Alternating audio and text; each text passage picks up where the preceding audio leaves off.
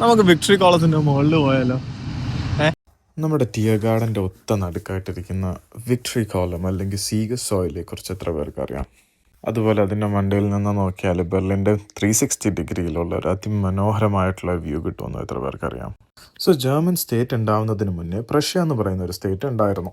പ്രഷ്യയുടെ വിക്ടറീസിനെ celebrate ചെയ്യാൻ വേണ്ടിയിട്ടാണ് 1864 victory കോളത്തിൻ്റെ പണി തുടങ്ങിയത്. 1871 ഇനാഗുറേറ്റ് ചെയ്തത്.